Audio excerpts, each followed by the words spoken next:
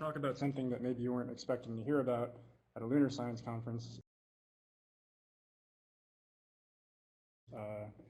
which is supermassive black holes.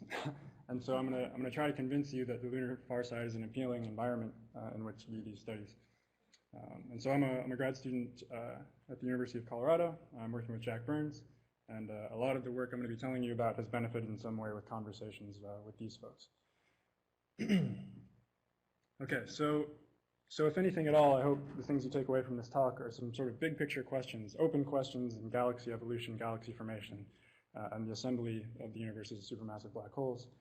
And I'll spend a good chunk of the talk just addressing those questions, introducing them, and then for the remainder of the talk, focusing on how we might answer these questions uniquely from the lunar farside using this global 21 centimeter background that Joe has talked about.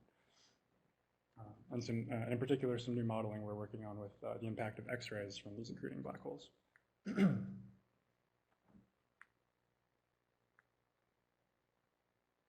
All right, so the primary questions in this area were highlighted really nicely in the recent Astro 2010 Decadal Survey entitled New Worlds, New Horizons, which brought up the following questions. When did the first stars, galaxies, and black holes form? More interestingly, what were their properties? And this process called reionization, where the universe goes from a fully neutral into a fully ionized state, when is it complete and what objects were behind it? That is, what objects first lit up the universe and led to the ionization of the neutral hydrogen. And the Hubble Space Telescope, which has been discussed a little bit, is starting to glimpse galaxies in the first billion years of the universe. What we're looking at here on the left panel are little thumbnail images of a few of these Redshift 7 and 8 galaxies. And what you'll notice about them, or what astronomers have noticed about them, is they're much smaller than the Milky Way, less than 1/20th the size and 1% the mass. They're extremely blue and metal deficient. And their morphologies are also extremely irregular. And the reason we care about these galaxies is because they're the progenitors of galaxies like our own, like the Milky Way. And so we want to understand how you go from little fuzzballs like this into these spiral galaxies and elliptical galaxies we see nearby.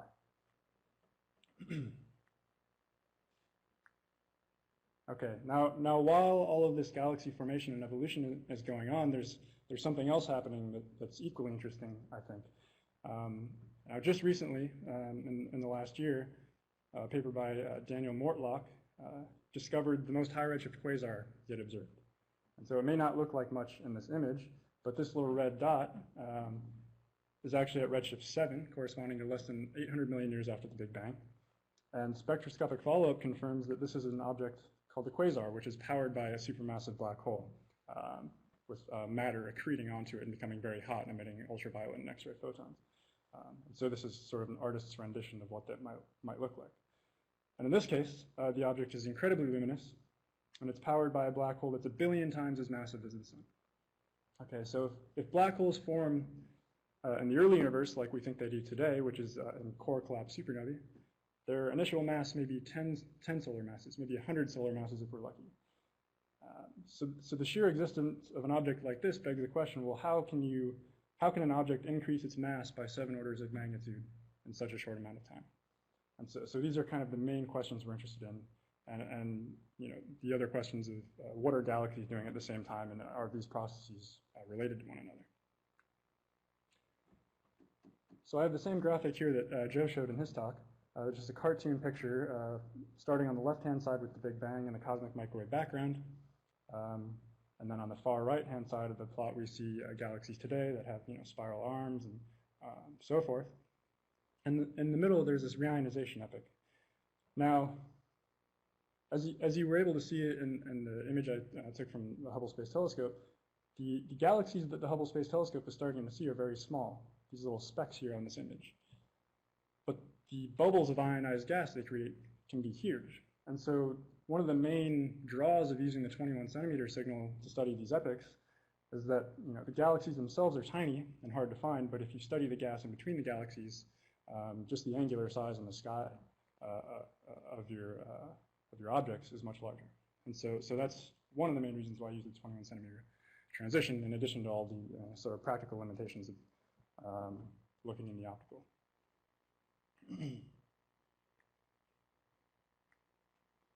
Okay, and so if you were to measure a quantity called the brightness temperature of hydrogen over the entire sky, theorists tell us that the signal should look something like this, as Joe mentioned.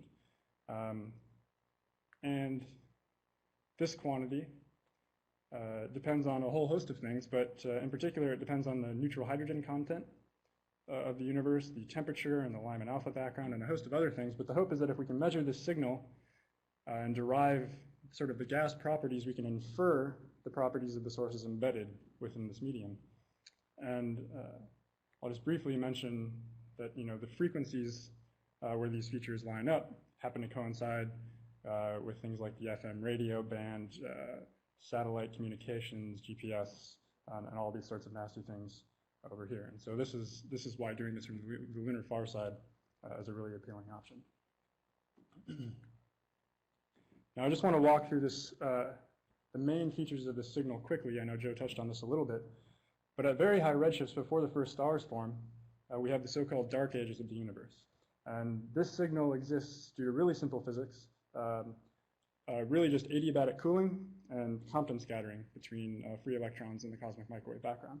And that's all you need to produce the signal. So if there are any deviations from this, it would indicate some sort of exotic physics that we don't know anything about. And if we zoom in on sort of the signal once luminous objects form, we have this drive into absorption that's caused by the first stars. And once compact objects form, like black holes, they emit X-rays, which can travel a long distance from their host galaxies and heat gas on large scales, which drives the signal back into emission. And finally, the gas becomes ionized, and we lose our signal altogether. And so this is the epoch of reionization. So I want to focus in particular on this Xray Heating epoch. And this is a movie, so if we can get that playing, that would be great. Hopefully it works. This movie should give you a sense of how we expect the global 21 centimeter spectrum to change as a function of different model parameters we have, like the efficiency of star formation, the efficiency of X-ray production, and just what fraction of photons that are produced ultimately escape their host galaxies. And maybe we'll just get a glimpse at this one model.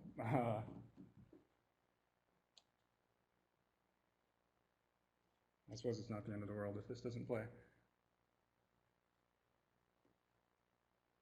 All right, we can just move on from this. I'll have a few plots later on that will show the same sort of thing.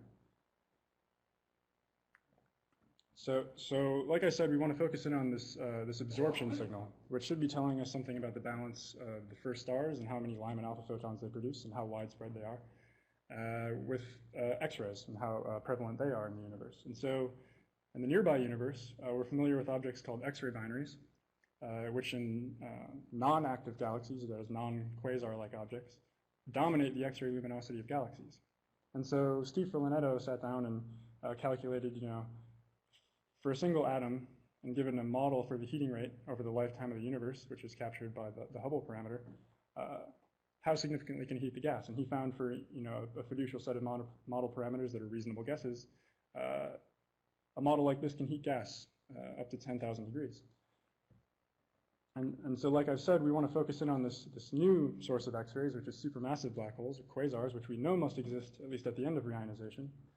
And if we do a similar thing, we just assume that the black hole mass density in the universe is some constant fraction of the total amount of gas in the universe in collapsed objects, we come up with a similar number, actually. So these two sources of X-rays could be comparable for reasonable choices for your model parameters. And so we want to now look back at the global signal and try to start thinking about, could we tell these two populations apart? And how much will they modify these sort of models for the 21 centimeter signal? Okay, so this is the kind of plot that we would have seen in the movie.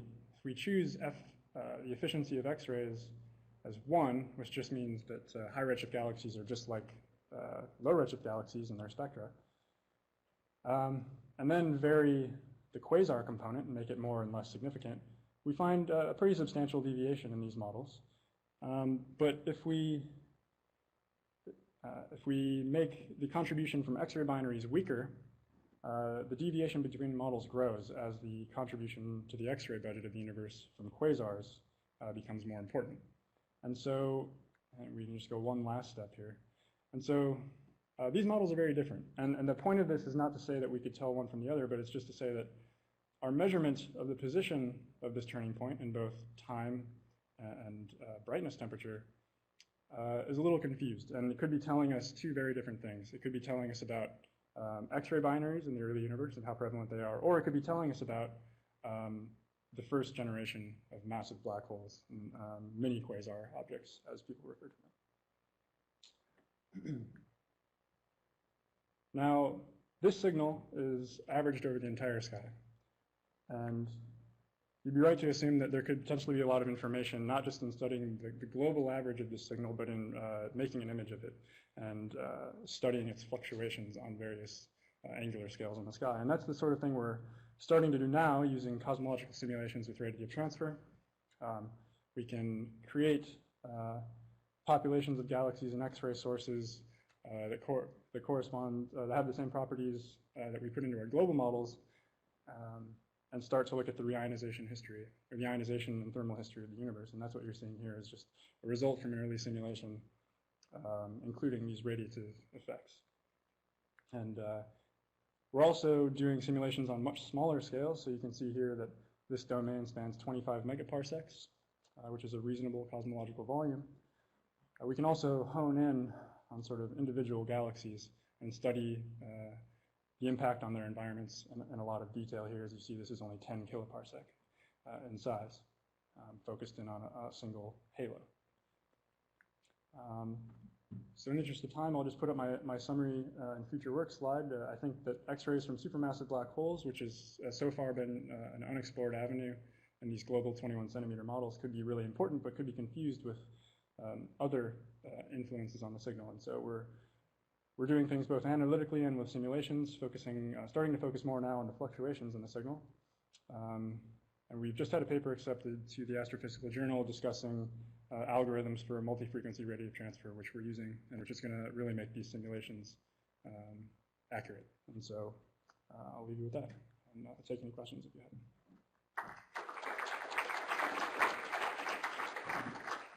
Any questions?